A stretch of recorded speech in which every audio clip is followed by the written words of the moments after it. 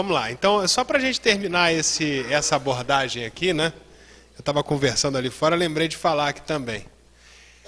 A gente precisa ter cuidado para a gente não resolver uma dor de cabeça indo cuidando do pé. Tá? Então, o que acontece? Às vezes, é muito mais fácil eu trabalhar no nível de infraestrutura e de processos e ignorar que o meu problema está no nível de relações e identidade. Certo? Então, você vê muito isso em empresas.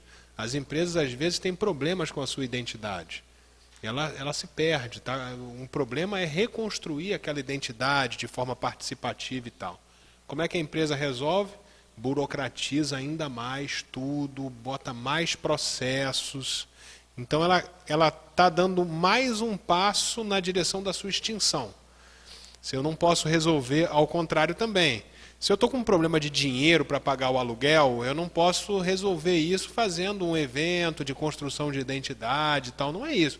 Eu preciso fazer um bingo, fazer uma doação, uma campanha de doação, ou alguma coisa que me resolva no nível certo. Então é importante diagnosticar aonde é que está o meu foco para eu poder atacar ou no nível de infraestrutura, ou no nível de processos, ou no nível de relações, ou no nível de identidade. Tá? Eu vou contar uma historinha aqui, isso é um slide só, tem 3 coisinhas. Tá? É o slide mais simples que tem aqui. Eu entrei na sala eu tive um chefe na empresa que eu trabalho, entrei na sala dele logo no início, aí tinha um monte de coisas lá, placas, não sei o quê, publicações, assim, no quadro da sala dele, né?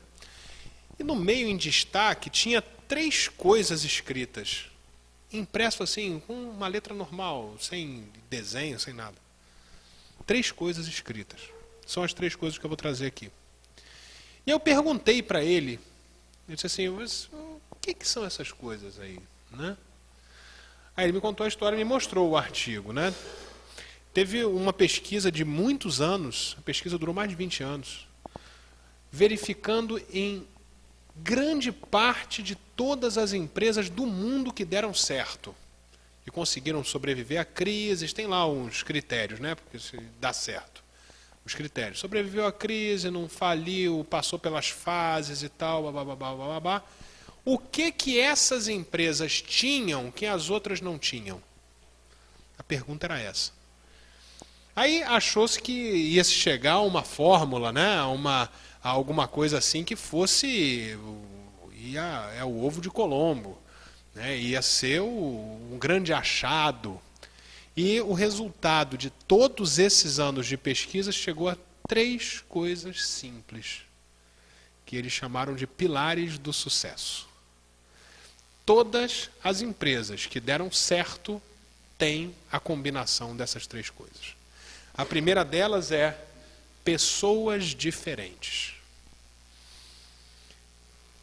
É necessário ter diversidade.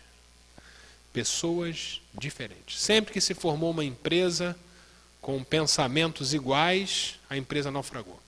Sempre.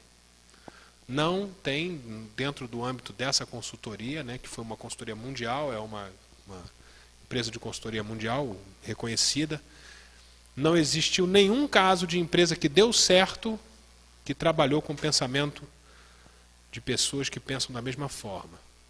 Então é pessoas diferentes.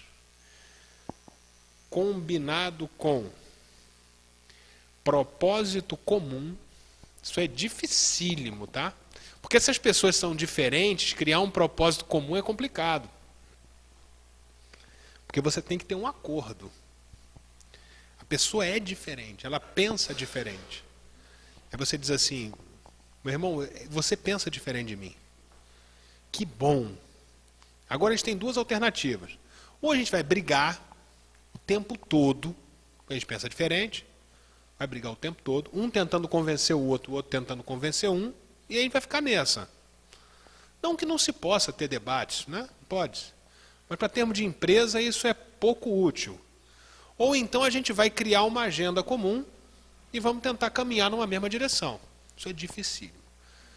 Pessoas diferentes, propósito comum e conversa franca. Então esses pilares da gestão, né, que são o traço de todas as empresas que deram certo, eles precisam ser observados dentro do centro espírita. E a gente tem uma ferramenta muito mais eficiente do que as empresas comuns para conseguir isso. Porque a gente tem a visão do ser espiritual. Então, se o cidadão pensa diferente de mim, eu sei às vezes por que ele pensa diferente de mim.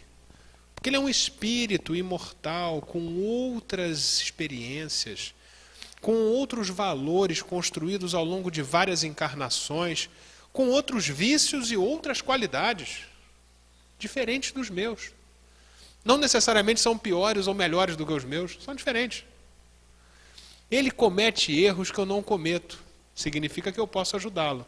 E possivelmente eu cometo erros que ele não comete mais, significa que ele pode me ajudar.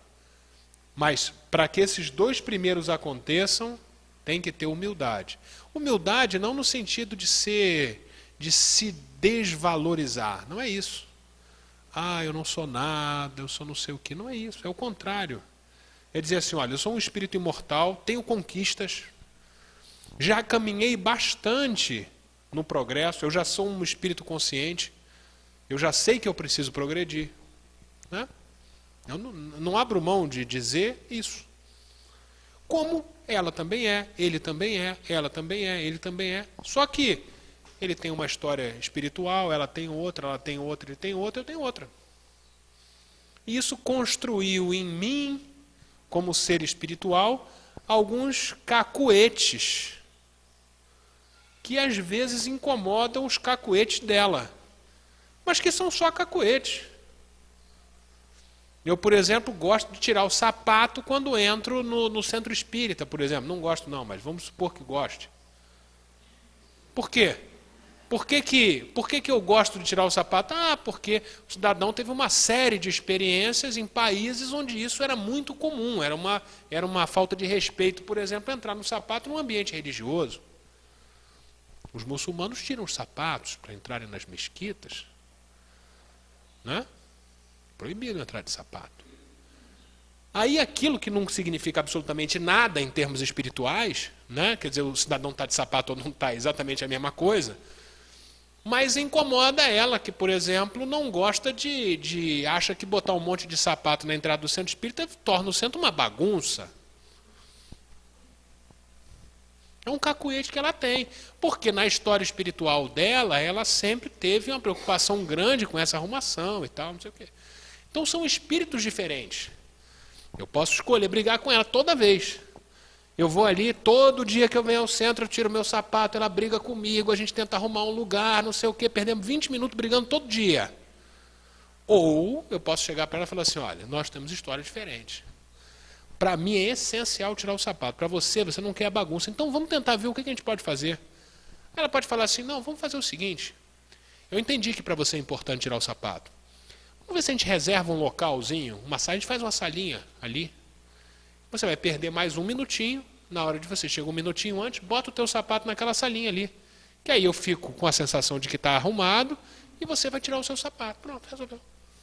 São pessoas diferentes e têm um propósito comum. Porque qual o propósito dela? É que o centro espírita fique bom. E qual o meu propósito? É me sentir bem dentro do centro espírita. Na verdade, a gente tem o mesmo propósito, só que a gente tem cacuetes diferentes espirituais. A gente consegue entender isso.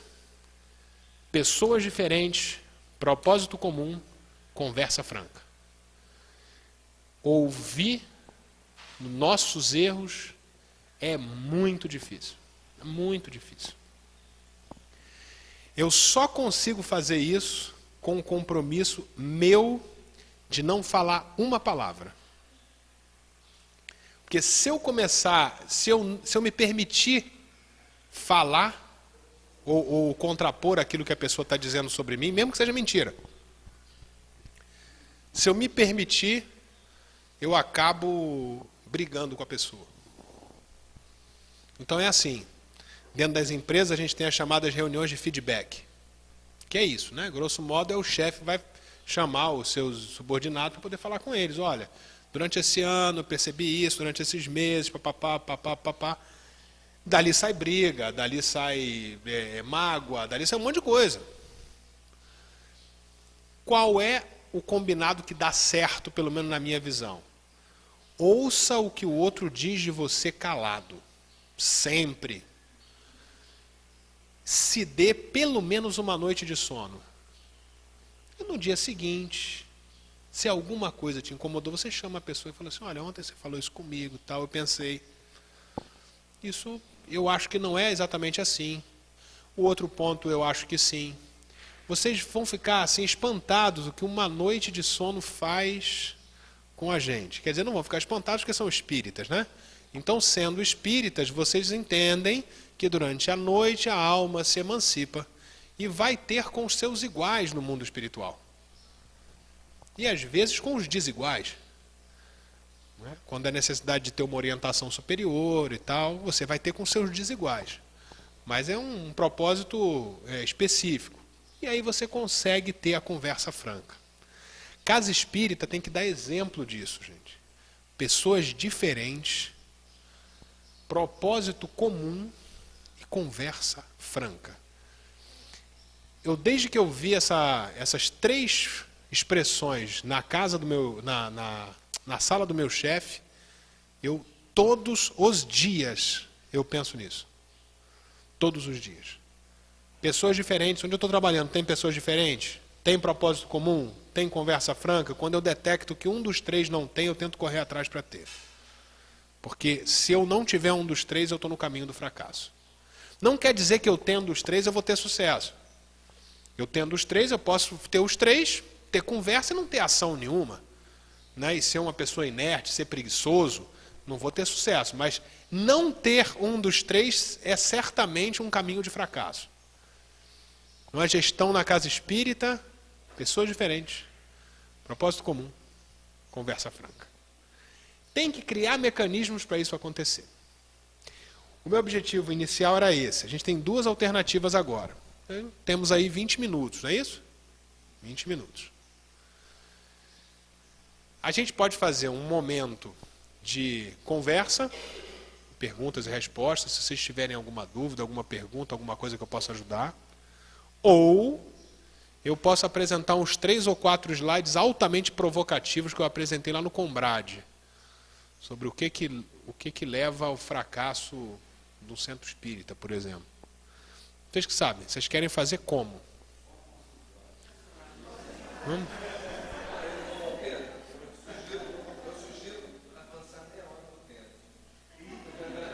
Por mim, tudo bem. Tá bom, se vocês quiserem, tudo bem. Eu vou apresentar os slides primeiro. Quem puder ficar, fica e a gente conversa. Tá? Olha, para quem não conhece o Jailton, ele é especialista nesse tipo de piada. É especialista em trocadilhos. Bom, eu vou mandar a apresentação junto, tá? Mando essa também, é uma apresentação bem maior, né? O que é o Espiritismo, por que ele funciona, para que ele serve e tal. Isso foi uma palestra para geral, mas tinha muito dirigente espírita, né? Então eu selecionei alguns aqui. Por exemplo, uma coisa que na postura espírita gera muito problema, né? É você usar nomenclatura inadequada para uma coisa que a doutrina espírita já tem nomenclatura.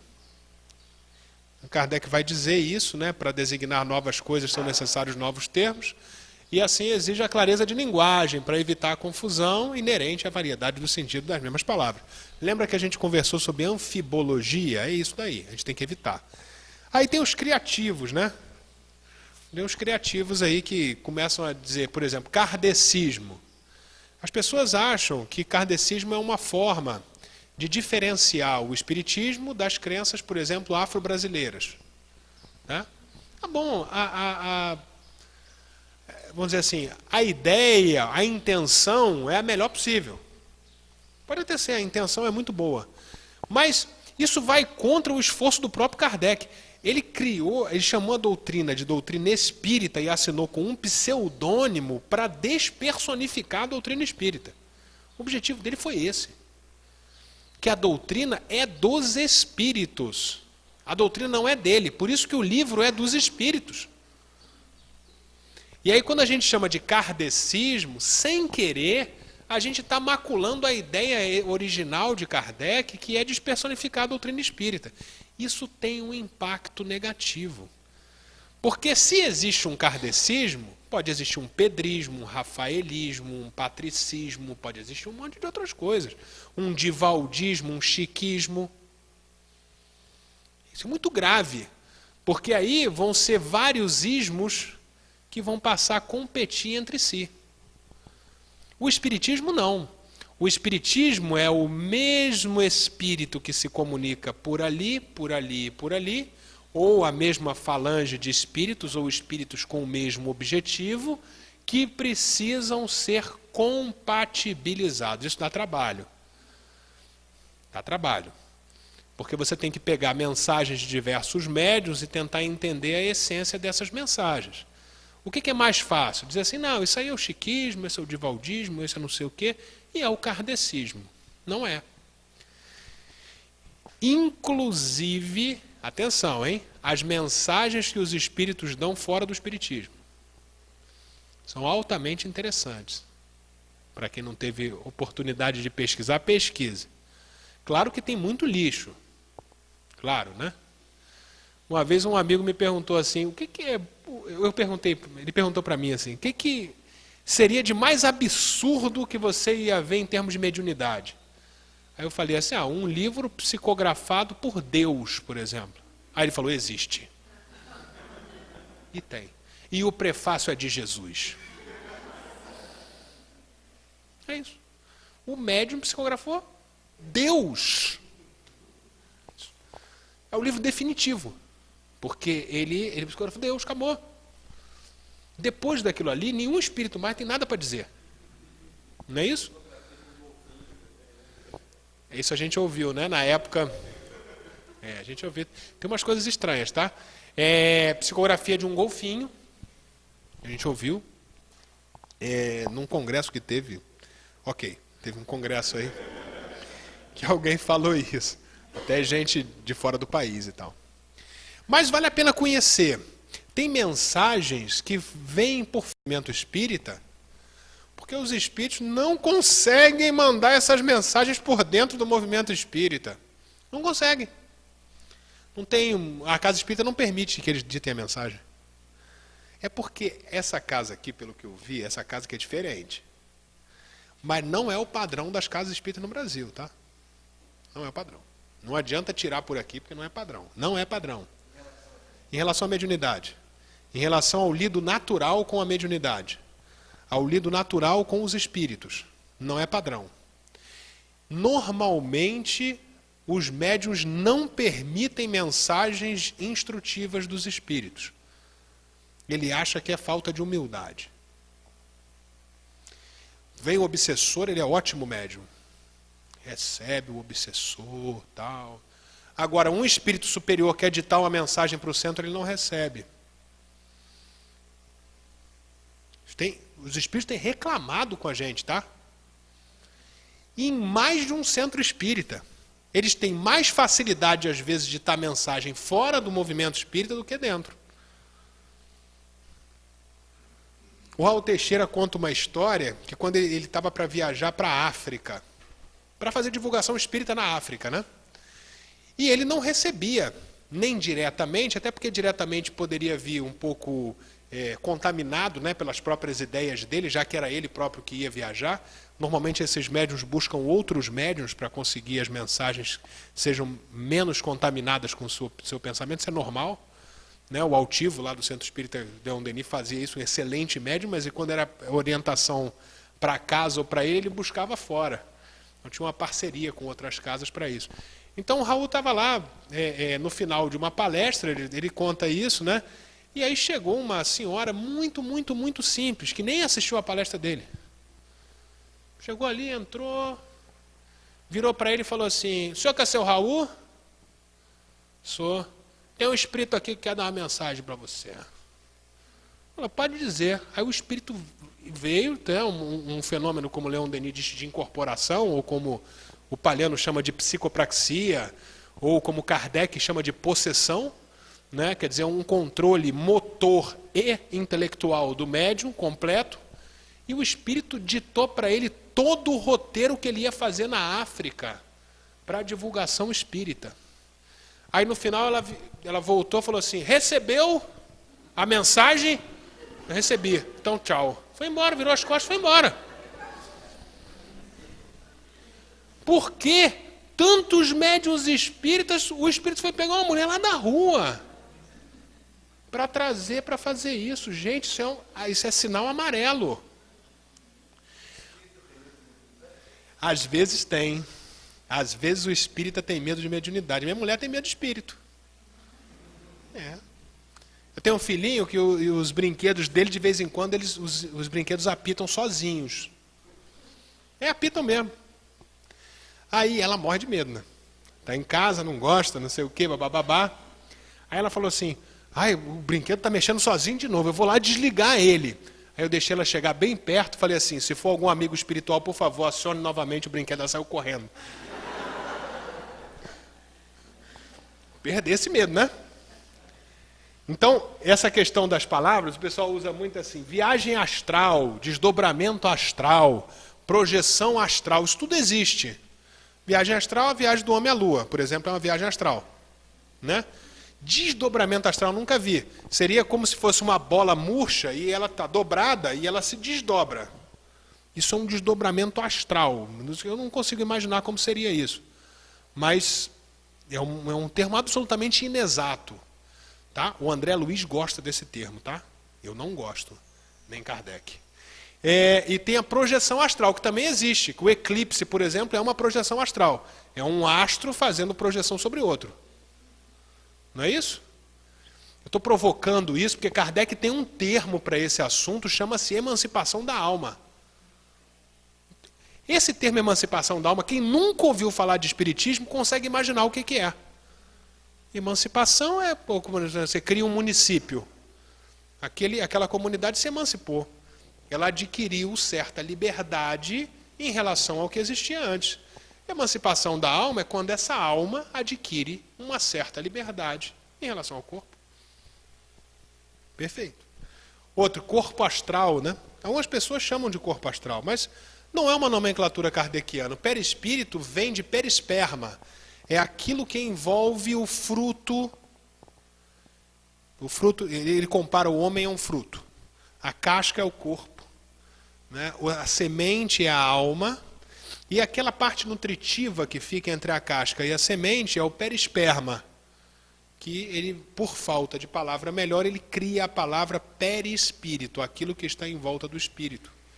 Então é uma palavra que essencialmente já diz o que significa. Quando eu falo corpo astral, principalmente quando eu estou falando com a comunidade científica, eu sou absolutamente ridicularizado pelos cientistas. Tá? Porque é um termo inexato. E usar termos corretos na divulgação espírita ajuda bastante, porque a gente começa a criar um vocabulário comum. E isso eu não vou entrar demais não, mas o espiritismo é uma ciência que tem por objeto de estudo o espírito. Toda ciência tem o seu objeto de estudo. A psicologia tem a mente, a medicina tem o corpo humano. Toda ciência tem um objeto de estudo. O objeto de estudo da ciência espírita é o espírito. Então ela não se mete com as outras ciências. Nenhuma ciência se mete com a outra. Tem alguns pontos em comum. Mas ela não entra, por exemplo, você não vai ver um médico indo num congresso de engenharia para fazer uma palestra de um tema que ele não conhece. É claro que se ele tiver estudo naquele tema, ele pode fazer aquela palestra, mas ele não vai lá, ele não vai ser nem respeitado, não vai ser nem ouvido. Porque eu sou doutor em medicina e tal. Tá, mas esse congresso aqui é de engenharia. É doutor em medicina, vai lá para o congresso de medicina, você vai fazer a sua palestra. Aqui não. A gente tem algumas pessoas invadem o campo científico com uma pseudociência, dizendo que isso é espiritismo. Não é. Certo? Algumas pessoas, por exemplo, dizem assim, olha, o espiritismo é física quântica. Gente, mecânica quântica é coisa séria. Mecânica quântica é um campo de estudo altamente complexo. Não dá para se utilizar o termo física quântica, seria até errado, seria mecânica quântica, não se utilizar o termo mecânica quântica de uma maneira irresponsável. Porque senão o físico daqui a pouco vai se sentir autorizado a utilizar os termos espíritas para coisas que não tem nada a ver. Se a gente está invadindo a ciência dele, ele tem todo o direito de invadir a nossa. É claro que a gente pode dizer o seguinte, olha, tem alguns campos da física que têm estudado algumas coisas que têm analogia com o espiritismo. Ok. Por exemplo, a mecânica quântica, tudo bem. Mas eu não posso dizer que uma coisa é mecânica quântica ou não é, sem ser alguém formado naquela área. Isso tira a credibilidade daquilo que a gente diz. Né? Outra coisa, né, o deslumbramento. Kardec fala dos espíritas exaltados. Ele chama assim, esta espécie de adeptos é mais nociva do que útil à causa do espiritismo. São os menos aptos para convencer quem quer que seja, porque todos, com razão, desconfiam do julgamento deles. É o deslumbrado. Eu frequentei uma reunião familiar espírita, que uma vez um jovem esteve lá, e a dirigente da reunião falou assim, mas você tem mediunidade. Pronto. Acabou. Falou na melhor das intenções, possivelmente estava até certa. Mas, para aquela pessoa, aquilo ali não foi bem. Batia um vento qualquer, ele falava assim, viu? Estou arrepiado. É mediunidade. Ficou deslumbrado. E aí, esse cidadão, ele não tem utilidade nenhuma para a doutrina espírita. Ele passa a ser um péssimo divulgador da doutrina espírita porque as pessoas riem dele. O que ele fala não tem consistência. É uma experiência que não se sustenta. Então, nem tudo é explicado pelo espiritismo. Isso é importante. Por exemplo, o espiritismo não explica Deus. E diz por que não explica. Tá? Ele abre mão de explicar Deus. Nem todo arrepio é mediunidade, nem todo mal-estar é obsessão, nem todo mundo viveu a época de Jesus, e nem todo casal teve encarnações comuns no passado. Certo? Evitar esse tipo de generalização. Porque se uma dessas, por exemplo, casal que teve encarnações comuns no passado, todo casal teve encarnações comuns no passado, matematicamente isso não fecha. Não tem como fechar. Não fecha. Todo mundo viveu a época de Jesus, não fecha. Hoje tem 7 bilhões de pessoas no mundo, naquela época tinha uma quantidade era infinitamente inferior. Não fecha. Quantas Cleópatras tem reencarnado? A não ser que aquele espírito tenha passado por um processo de clonagem, que a gente sabe que não existe, né? Você vai regredir as pessoas com a quantidade absurda de Napoleão Bonaparte, Cleópatra, certo? É só entrar nesses aplicativos do Facebook que dizem quem é que você foi na encarnação passada, isso é uma coisa fantástica, né? Isso é deslumbramento espiritual. Tem que ter cuidado com essas coisas.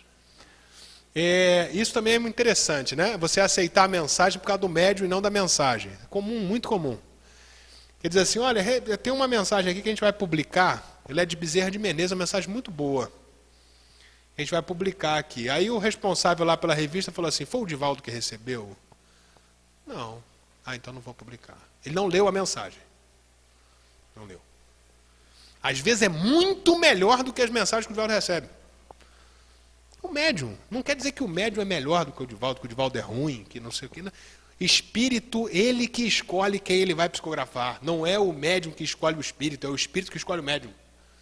Então, se o Bezerra de Menezes quiser psicografar pelo açougueiro aqui, ele vai psicografar. Tá? E pode ser que seja um instrumento, naquele momento, melhor do que o Divaldo, que está tendo, naquele momento lá, está tendo um problema de saúde, por exemplo, que afeta a mediunidade dele. Então, o que Kardec diz é que a gente tem que analisar a mensagem. Ignora o nome do médium, analisa a mensagem. A mensagem é boa, ela vai ser aceita. A mensagem não é boa, não vai ser aceita. É claro que, depois de um tempo, por exemplo, como o Chico Xavier, ele tem um histórico de serviços prestados à doutrina espírita. Ele tem um histórico de centenas de livros com uma quantidade de informações úteis muito, muito grande. É claro que você vai ter uma reserva de boa vontade na hora de você ler uma mensagem que foi psicografada pelo Chico. Mas as mensagens do Chico também têm erros. Doutrinários, inclusive. Tem. As de Divaldo tem erros. Doutrinários, inclusive. Percentualmente são poucas. Tudo bem.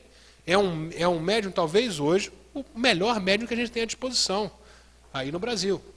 Sim, pode ser.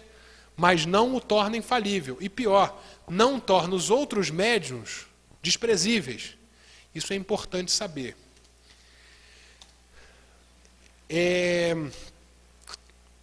Isso aqui eu vou passar.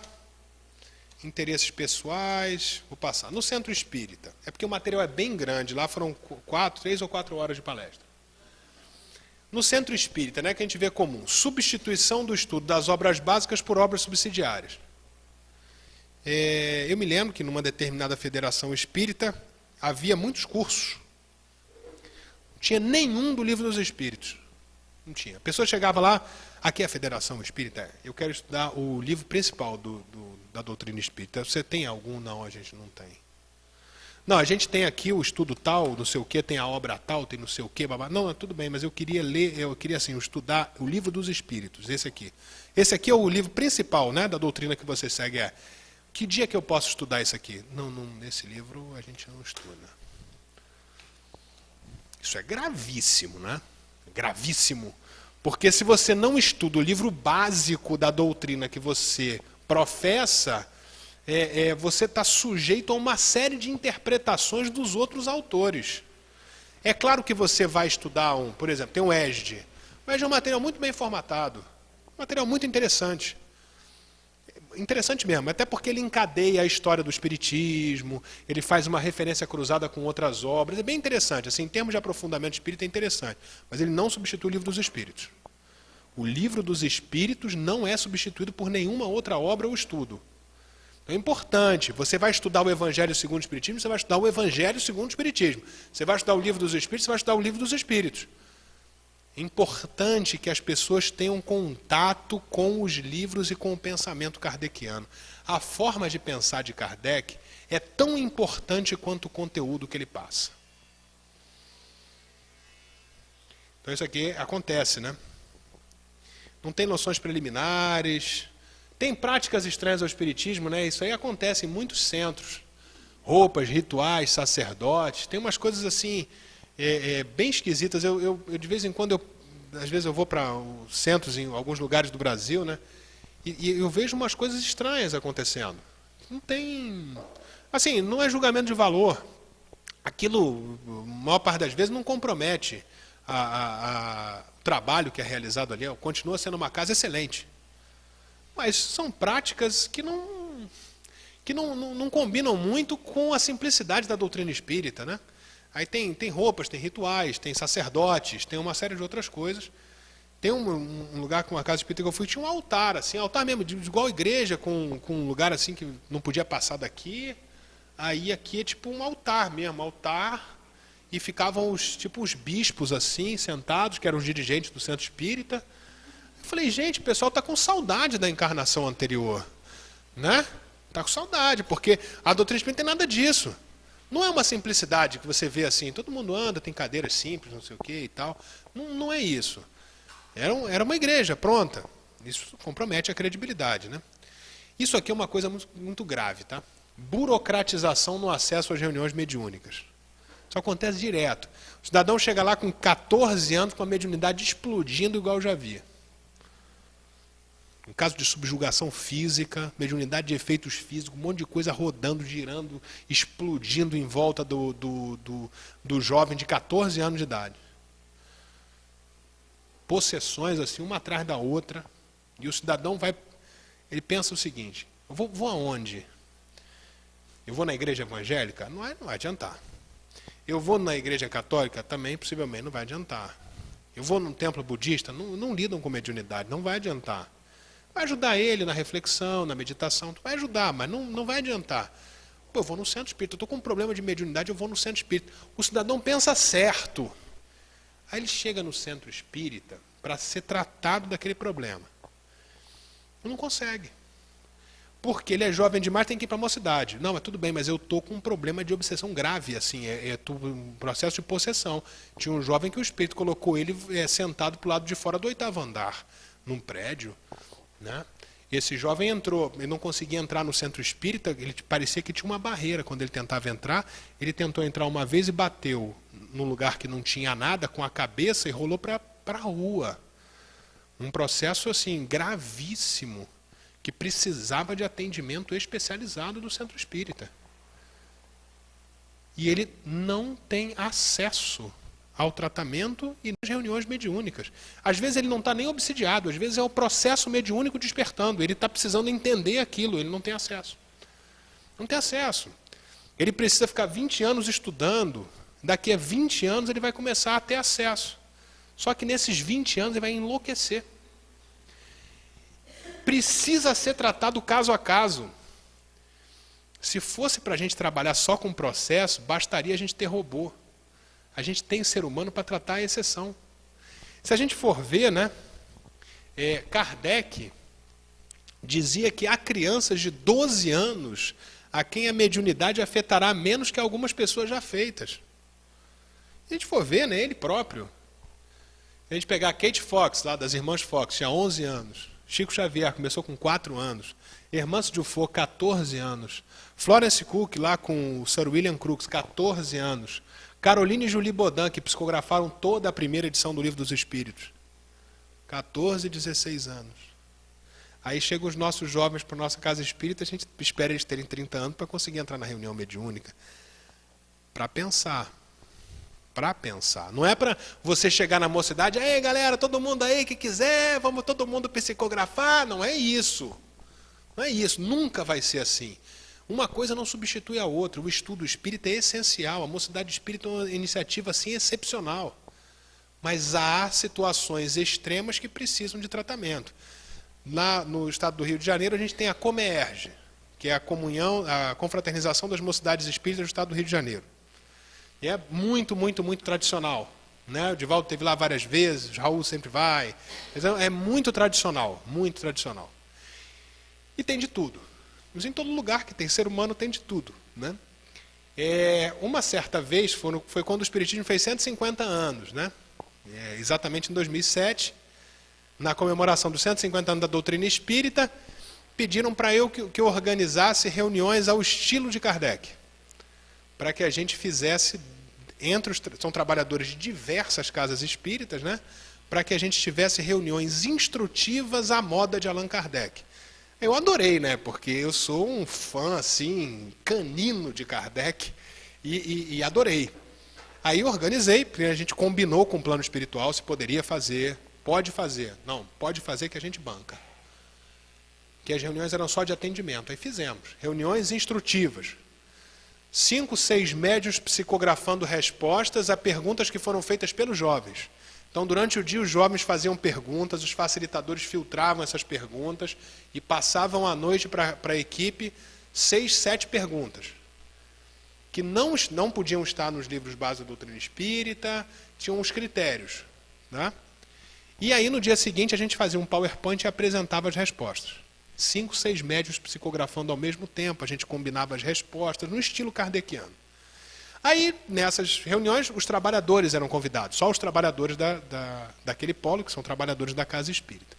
Tinha uma moça, que hoje até está desencarnada, essa moça era uma jovem na época, e eu estava lá nessa reunião, e ela sentou assim, fora da mesa, né, assim, para assistir a reunião. Na verdade, a ideia era mostrar para os trabalhadores como era uma reunião ao estilo de Allan Kardec. E aí, sentou-se lá. Logo que sentou, um dos médiuns, antes de começarem as perguntas, ele começa a psicografia. Fala assim, fulana, sente-se à mesa e tome o lápis à sua mão. Aí ficou aquele clima assim. Ela falou assim, mas eu nunca participei de uma reunião mediúnica, quanto mais psicografar. Aí o espírito falou assim, fulana, sente-se à mesa e tome o lápis à sua mão. Ela foi. Ela falou assim, olha, eu não sei o que fazer. No que ela pegou o lápis, ela começou a psicografar todas as respostas em ordem numerada, sem as perguntas serem feitas. Número 1, pá, e a mão dela ia. Uma psicografia completamente mecânica. Ela psicografou um talugo assim de respostas. E o espírito que psicografava era bem temperamental. Assim, eu acho que selecionaram de propósito. Tá? Porque a gente perguntava, teve uma pergunta que eu não esqueço, a gente perguntou para os espíritos assim, o que significa essa nova geração que Allan Kardec fala nos nossos dias atuais, e o espírito psicografou, nós somos a nova geração. Poxa, aqui. Quer dizer, nós já estamos aqui. E essa moça psicografa uma quantidade... E aí todo mundo ficou parado, porque ela era a única médium mecânica. E ela psicografa tudo, aí depois as pessoas leem as perguntas e as respostas, não sei o quê. Aí a gente vai conversar com ela. Mas por que você nunca... Você tem uma mediunidade tão ostensiva assim? Por que você nunca participou? Você é uma trabalhadora superativa há muitos e muitos anos. Por que você nunca participou? Ela falou, não, porque a casa que eu frequento, eu estou fazendo os cursos. Já tem uns 8 anos. Estou fazendo curso, aí me pedem fazer outro curso, aí outro curso, aí outro curso. Eu acho que ainda tem uns 5 para começar a assistir a reunião de passe. Eu falo, isso aí tem alguma coisa que está errada. Porque é claro que você tem que estudar. É claro que você tem que conhecer. Mas você tem um potencial de trabalho. Você já é trabalhador. Você conhece a doutrina espírita. Você tem um potencial de trabalho que está sendo jogado fora. E aí o espírito perguntou para ela se ela queria trabalhar. E um outro espírito psicografou um monte de sugestões para ela. E pela primeira vez eu vi isso acontecer. Ele falou assim, siga ipsis literis o livro dos médiuns. Tudo que Kardec fala para desenvolvimento mediúnico serve para você. E ele falou assim, não serve para os outros médiuns. Tá? Aquilo ali é focado em mediunidade mecânica. Pode seguir, que é exatamente o que você precisa fazer. Durante 3 reuniões, pegue o lápis, não sei o quê, babá. E ela se desenvolveu como uma excepcional médium. É preciso dar abertura para os espíritos agirem. Com parcimônia, com análise crítica, com perguntas, com tudo que é importante para a gente fazer um trabalho sério, mas sem deixar com que essas figuras aqui, um Chico Xavier com 4 anos, uma Kate Fox, uma Hermance Dufour, que psicografou quase a totalidade das mensagens do Espírito Verdade, a Florence Cook, que quebrou uma era espiritual, né? A era do espiritismo científico, ou do espiritualismo científico, começa com Sir William Crookes, analisando o espírito de Kate King, que se materializava através da Florence Cook. Caroline e Julie Baudin, se não fossem as irmãs Baudin, a gente não teria o livro dos espíritos. Tinham 14, 16 anos de idade, e os nossos jovens estão aí. Quantos deles são médios? Não sei. Não estou falando especificamente dessa casa, não, estou falando de todos os lugares, estão aí.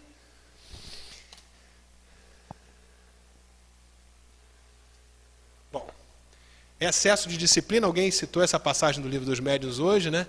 Ele diz assim, olha, os espíritos preferem a regularidade. Os de ordem verdadeiramente superior não se mostram meticulosos a esse extremo. A exigência de pontualidade rigorosa é sinal de inferioridade, como tudo o que seja pueril. Isso está escrito em Kardec, tá?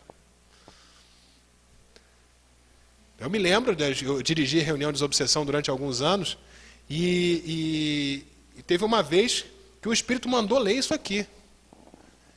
Que teve uma secretária da desobsessão que falou assim, não, fulano de tal está no trânsito, diz que está chegando daqui a 5 minutos, mas a gente tem que começar a reunião. Começou a reunião, mensagem inicial do mentor espiritual.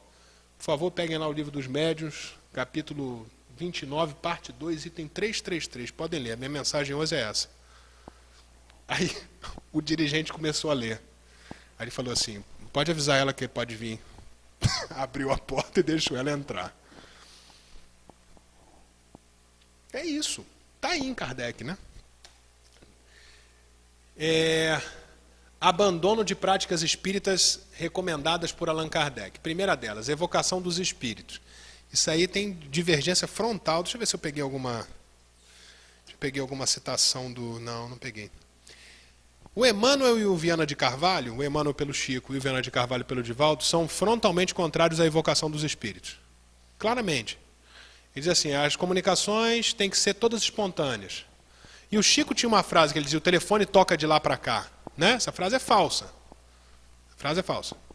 Ela é verdadeira para aquela reunião que o Chico fazia, com ele servindo de médium para atender aquelas pessoas.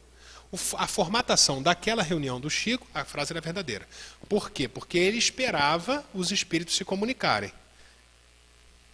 Perfeito. Isso não é regra geral. O telefone toca daqui para lá. E Kardec até preferia que ele tocasse daqui para lá. Isso chama-se evocação dos espíritos. A gente pode chamar um determinado espírito para conversar. E Kardec dizia até que isso é bom. Ele dizia, olha, os espíritos podem comunicar-se espontaneamente ou acudir ao nosso chamado. Está no livro dos médiuns, não estou inventando nada. Ou seja, vir por evocação. Pensam algumas pessoas que todos devem abster-se de evocar tal ou tal espírito e ser preferível que se espere aquele que queira comunicar-se. Em nossa opinião, isto é um erro. Preferia a evocação. Porque ele dizia que na evocação você cria um laço entre você e o espírito. E na comunicação espontânea o laço é mais fraco. Você cria o laço de chamar o espírito. Aí lá no Cristófilos a gente fez algumas experiências com evocação. Aliás, o Cristófilos é uma das poucas casas que eu conheço que trabalha em reunião de desobsessão por evocação. A Federação Espírita do Pará trabalhava assim. E tem uma outra casa espírita no subúrbio do Rio de Janeiro que também trabalha assim. Fulano vai para o atendimento fraterno. Aí é tudo integrado. Recepção integrada com atendimento fraterno, integrada com a desobsessão, integrada com a reunião pública. Tudo integrado. Então, fulano chegou, vamos lá, seja bem-vindo e tal. O que te traz aqui a casa espírita? Ah, eu estou passando por uns problemas. Olha, a gente tem um atendimento fraterno, se você quiser e tal, não sei o quê. Ah, eu quero. Aí faz-se uma ficha daquela pessoa e uma triagem inicial. Olha, tem alguma possibilidade desse problema ser de ordem espiritual? Na dúvida, encaminha para a desobsessão. Aí a ficha vai para a desobsessão. Aí na desobsessão a secretária fala assim, olha, nós queremos nos comunicar, por favor, com os espíritos ligados a fulana de tal, endereço tal. E os médiuns vão se treinando para isso. É impressionante. A gente acompanha... Ótimo. Mais uma casa que trabalha assim. Isso é evocação. Você está evocando aquele determinado espírito. E eu não sei se vocês têm essa experiência também. Lá no Cristófilos eu tinha experiência como dirigente de que o médium chegava, às vezes um ótimo médium, recebia os espíritos tudo errado. Tudo errado. Você chamava um problema com um cara com um problema de alcoolismo, aí vinha um espírito com um problema de ordem sexual e tal, não sei o que. Você ia averiguar, não tinha nada a ver com a pessoa. Um excelente médium. Comunicação correta, comunicação legítima, era um espírito realmente se comunicando, tudo certinho. Mas o espírito não estava ligado àquele caso. Passava 2, 3, 4, 5 meses, já mudou completamente. O médium acertava na cabeça da mosca. Apenas pelo treinamento. No final da reunião, a secretária chamava o médium e falava, olha, aqui nessa comunicação era um companheiro com esse problema, né? Não dizia nem o nome do cara, mas era um companheiro com esse problema aqui e tal. E você recebeu um espírito que não tinha nenhuma conexão com esse caso. O que você sentiu? Pensa direitinho que tipo de detalhe pode ter passado despercebido. E depois o médium falava, é muito difícil fazer essa ligação. Porque tem uma quantidade imensa de espírito querendo se comunicar. Se ele se abre sem buscar no mundo espiritual aquele espírito certo, não é só o trabalho dos mentores que consegue fazer essa ligação.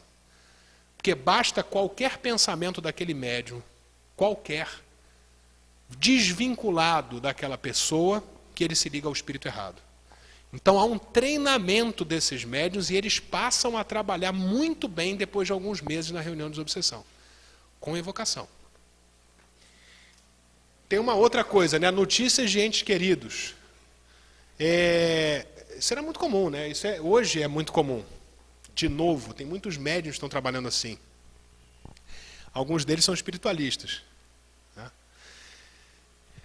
Tem um companheiro, inclusive, que é um muito bom médium, que está trabalhando com receituário, com recebimento de notícias de entes queridos, assim, no nível do Chico Xavier e Dona Célia. Ele recebe o CPF do espírito que desencarnou. Endereço, telefone que o espírito tinha, tudo certinho. O CPF mesmo. Ele psicografa para ter autenticidade e a pessoa não pode dar nenhuma informação. Você só senta lá e espera. Né? Ele tem recebido muitas críticas de federações espíritas. Tanto é que ele tirou o nome espírita do trabalho que ele tem feito. Ele é espírita, formado, estudioso da doutrina espírita, palestrante espírita.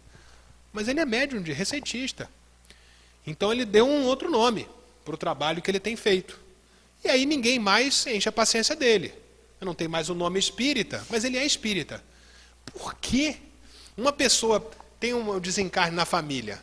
Aí um ente querido desencarna. A pessoa vai pensar em ir aonde, gente? No centro espírita, né? Ela não está errada. Ela está certinha, ela foi procurar o lugar certo. Aí chega no centro espírita, o centro fala assim, não, mas você vai buscar notícia de ente querido? Não faz isso, vai à nossa palestra pública. A pessoa não quer a palestra pública, ela quer a notícia do filho que desencarnou. Tá? Então ela está absolutamente certa. O que o centro pode fazer é o seguinte, olha, como a gente faz lá no Cristófilos, a gente não tem um corpo mediúnico aqui treinado e capaz de receber essa informação de maneira confiável. A gente não tem. A gente já tentou desenvolver, não tem. Agora, a sua busca é absolutamente legítima. O que a gente pode fazer é indicar médiuns que a gente confia que trabalham com esse tipo de serviço na casa tal, na casa tal, na casa tal. Agora, se você quiser, independente disso, nós temos aqui o trabalho de reuniões públicas, temos o trabalho de passe, papapá, que também vão te ajudar a entender a realidade espiritual. Mas não vão trazer o consolo de ouvir a carta do filho. Tá? Não traz. Não adianta. A pessoa pode ficar a vida inteira frequentando a reunião pública, mas ela quer a carta do filho. E é uma busca legítima. A gente não pode dizer que essa busca é ilegítima, porque não é. Bom, está em Kardec também. Né? Bom, tem mais algumas coisas. Reuniões instrutivas, eu sei que essa casa faz, que está muito em desuso, né? Você fazer reuniões para obter do mundo espiritual comunicações úteis. A gente hoje basicamente tem reuniões de passe e reuniões de desobsessão. Nos centros espíritas é muito difícil a gente dar abertura para os mentores espirituais se comunicarem. E Kardec dizia que nessas reuniões instrutivas é onde se pode aurir o verdadeiro conhecimento. Então a gente está abrindo mão do verdadeiro conhecimento. Né? Tudo bem. Ah, porque os espíritos já disseram tudo. Se eles tiverem que dizer, eles dizem através do Divaldo. Não dizem. Não dizem. Eles vão tentar dizer aquele para a tua casa, para a tua realidade, o mentor espiritual da tua casa. Você imagina se o Divaldo tivesse que receber mensagem para todas as casas espíritas do mundo. Não tem como. É fisicamente impossível. Olha, estava num congresso, não sei se o Rafael estava comigo, estava num congresso em Brasília, um desses congressos assim gigantescos que a FEB promovia, e o Divaldo nesse congresso, eu acho que era em homenagem aos 150 anos da doutrina espírita, que o Divaldo recebeu uma psicografia em francês especular, né? Chama-se Psicografia Especular com Xenoglossia, a psicografia de trás para frente em um idioma desconhecido do médium. Foi uma mensagem do Leon Denis, e eu vi o Divaldo psicografando, de trás para frente em francês, né? Com os olhos fechados e tal. Uma mensagem muito curta, até porque essas mensagens têm uma resistência muito grande da parte do médium, uma mensagem curta, em homenagem a Kardec, né? Leon Denis fazendo uma homenagem a Kardec, citando João Rus, que foi uma das encarnações dele, e no final Leon Denis. Esse dia eu estava no congresso, isso me chocou tanto, que eu levantei e fui embora e não voltei mais ao congresso. Na hora que a câmera fixou a mensagem, ninguém tinha lido mensagem nenhuma, nem tinha visto nome nenhum. Fixou de longe, assim, a mensagem, mostrando que era uma mensagem em francês de trás para frente, todo mundo aplaudiu. Eu falei, não é possível. Merecia ser um obsessor que tivesse escrito, não merecia, só para o pessoal entender que não é a forma da mensagem que importa, é o conteúdo. Eu, se fosse a Joana de Ângeles, teria falado assim, vou pregar uma peça nesse pessoal. Vai você lá, vai escrever um monte de bobagem, mas escreve em francês de trás para frente. Só para todo... E aí é o seguinte, você psicografa através do Raul, que está do lado, uma outra mensagem desmentindo essa. Aí eu queria ver. Todo mundo aplaudiu, e aí vai ler a mensagem, está escrito em francês assim, vocês têm muito a aprender mesmo, ficar aplaudindo as coisas sem saber o que está escrito. Aqui, por exemplo, não está escrito nada, tudo em francês. Merecia fazer isso. O que eu estou dizendo com isso, gente? Eu estou dizendo que a gente não pode se pegar à forma da mediunidade. Se a psicografia é mecânica, se ela é intuitiva, se ela é semimecânica, se a psicofonia é sonambúlica, se é uma possessão, se é uma psicofonia intuitiva, se é uma mediunidade de efeitos físicos, se a mediunidade com xenoglossia ou sem, se ela é de trás para frente, de frente para trás, não tem importância nenhuma. Zero. Zero. A mensagem do Leon Denis merecia aplausos, sim. Pela profundidade, pela beleza, mas ela tinha que ter sido lida antes.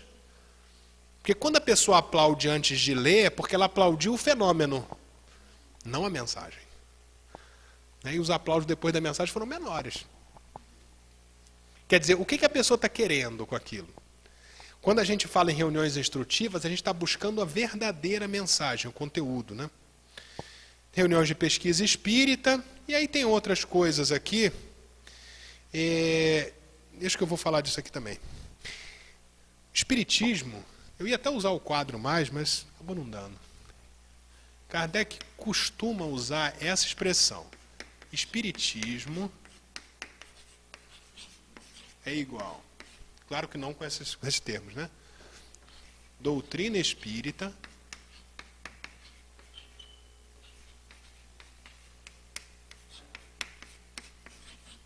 mais espiritismo prático.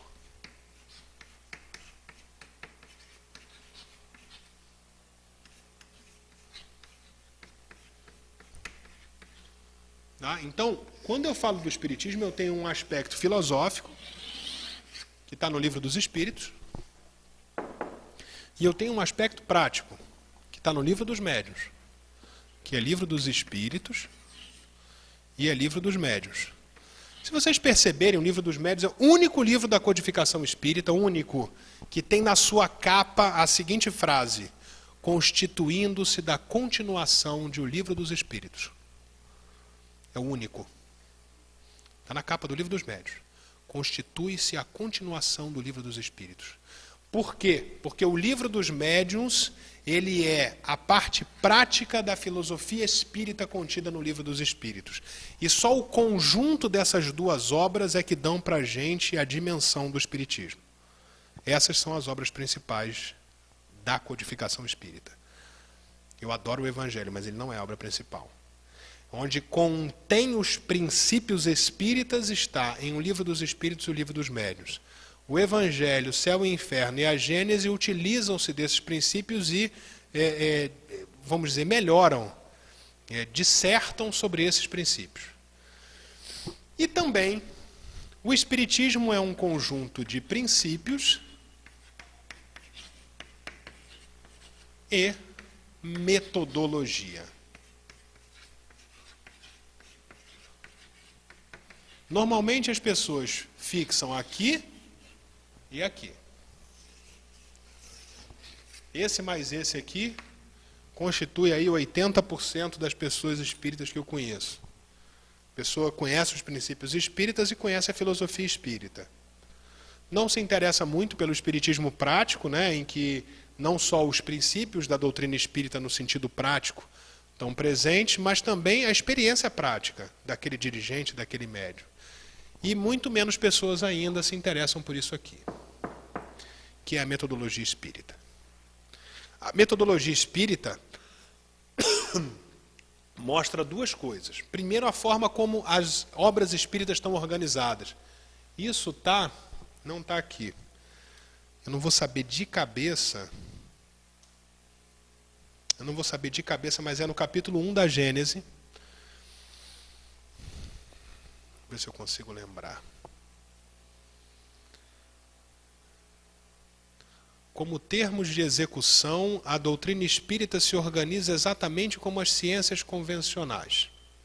Fatos novos se apresentam. Ela os observa, compara e analisa.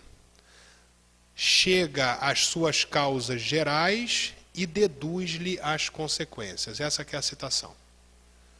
Agora, o item eu não vou lembrar. Se alguém tiver a Gênese aí, vai me ajudar. Capítulo 1, falando sobre a doutrina espírita. Essa é a metodologia, porque Todas as obras espíritas estão organizadas. Apresenta os fatos, compara e analisa esses fatos, parte 1 e parte 2 do Livro dos Espíritos, chega às leis gerais, que é a parte 3, que são as leis morais, e depois deduz as consequências, parte 4.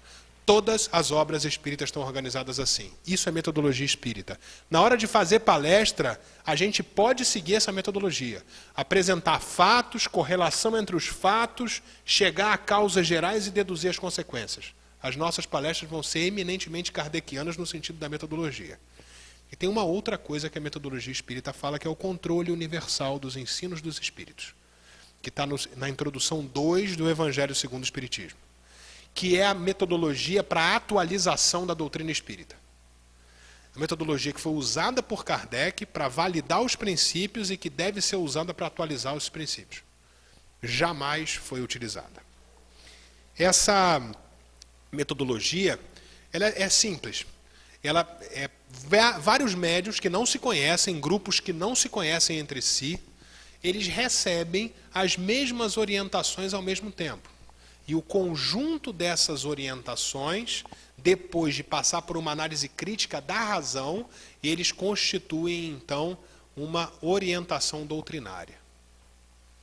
Então, o Clóvis Nunes, inclusive, tem uma proposta de fazer isso pela internet, de mandar um sistema com criptografia para várias casas, envelopes individuais e tal, em que os médiuns responderiam, teriam um conselho que analisaria essas respostas sobre temas da atualidade, e se tivesse uma convergência, uma coisa racional e tal, se publicaria isso em um livro. Não exatamente uma atualização da doutrina espírita, mas um livro sobre atualidades, perguntas atuais sobre a doutrina espírita, seguindo a metodologia. Por que isso é importante? Porque quando eu recebo um livro do Chico Xavier, quando eu recebo um livro do Divaldo Franco, quando eu recebo um livro de um médium conhecido qualquer, eu ali não tenho um princípio da doutrina espírita. Eu tenho a visão de um espírito através de um médium em determinada circunstância.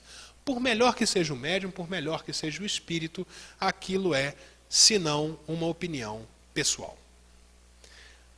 O Livro dos Espíritos, primeira edição, constitui-se de opiniões pessoais dos espíritos. O Livro dos Espíritos, segunda edição, não. Ele demorou 3 anos para ser lançado, exatamente porque Kardec utilizou a metodologia espírita. Aí eu precisaria falar com vocês dos pilares que foram lançados em 1858, e aí fazer um histórico de toda a codificação espírita, não dá para fazer aqui. Tá? Eu tenho até material para fazer isso, mas não tem como, a gente já avançou na hora, não teve perguntas, eu me empolguei com as coisas aqui, mas assim, eu estou disponível se quiserem conversar. Tá? A ideia hoje qual foi? A ideia foi provocar. A ideia foi levantar alguns pontos sobre a organização do centro espírita, sobre a necessidade de se fortalecer esse núcleo de amizade, de bem-querer, de entendimento comum sobre uma identidade dentro do centro espírita, né? E sobre a necessidade também da gente ser fiel ao espiritismo. Vale a pena ser fiel à doutrina espírita. Eu lembro do Divaldo com essa frase, e essa frase para mim é essencial. Ele diz, vale a pena ser fiel à doutrina espírita. O espiritismo é um corpo doutrinário muito, muito bem elaborado. Estudar esse corpo doutrinário é o maior ponto de união e de divulgação que uma casa pode ter. Então, muito obrigado de novo pelo convite. Desculpem o horário. Se me deixarem aqui, eu fico falando até de noite.